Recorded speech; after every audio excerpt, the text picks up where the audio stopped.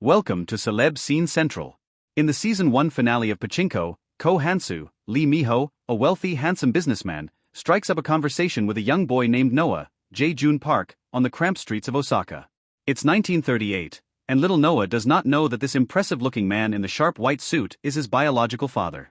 Kneeling down to eye level with the child, Hansu leaves Noah with this advice: never look back.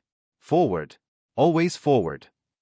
After a 2-year wait, Soo Hung's glorious, captivating adaptation of Min Jin Lee's historical novel has finally returned. In its second season, premiering August 23 on Apple TV+, Pachinko masterfully explores the legacy wrought from Hansu's rigid tenet of survival, not just on Noah and his father, but the many generations to come. Season 2 picks up 7 years later, as Sunja Minha Kim, mother to Noah, Kong Hoon Kim and Mosesu Yunsong Kwan, and the woman Hansu loves but can never have, is still working to support her family by selling homemade kimchi in a bustling Osaka market. Times shift from lean to desperate as World War II encroaches on the city in 1945, with American planes dropping leaflets over Osaka to warn citizens of impending raids. Hansu, who has monitored Sunja's life from afar, compels her to evacuate to the countryside with her family, including her sister-in-law, Kyung-hee, Eun-chae-young. There, they will work in the rice paddies and live in a dilapidated barn with Hansu's kind-hearted employee, Mr. Kim, Sung-kyu Kim, until the war is over.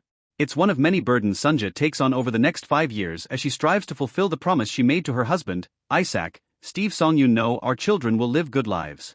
Noah and Mosesu, they will thrive.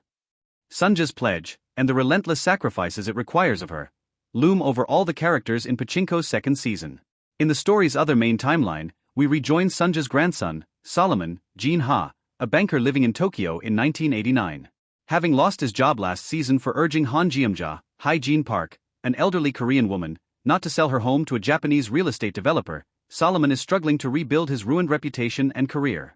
Still, he feels ashamed for complaining about his relative hardship to Han Jeomja or Sunja, Oscar winner Ye Young-yoon. "I've lived a pathetically easy life," he admits. "When I see the way you look at me, the way my grandmother looks at me, how can you not ask yourself, did I really live through all that for this?" Call it thriver's remorse.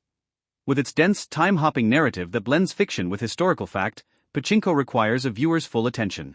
But the drama's piercing writing, and the emotionally leveling performances from Minha Kim, Lee Miho, and the entire ensemble, pulled me right back in. Romance, represented in the first 8 episodes by the yearning, impossible love between Hansu and Sunja, dominates more of the story in Season 2, which roughly corresponds to Book 2 of Lee's novel. With her husband, Yoseb, Han Jun-woo, working a factory job in Nagasaki, Kyung-hee spends the years of limbo during the war fretting for his safety, and fighting the quiet, ardent connection she shares with Mr. Kim. Eun-chae-young and Sung-kyu Kim pack a lifetime's worth of longing into their hushed encounters, and their chemistry is all but palpable. Solomon's budding romance with his former colleague Naomi, Shogun's Anna Sawai, fails to create much romantic frisson, though the fallout results in some fascinating corporate intrigue. Jin-ha delivers another enthralling gut punch of a performance, as Solomon's quest for revenge against the businessman who blackballed him threatens to corrode his soul.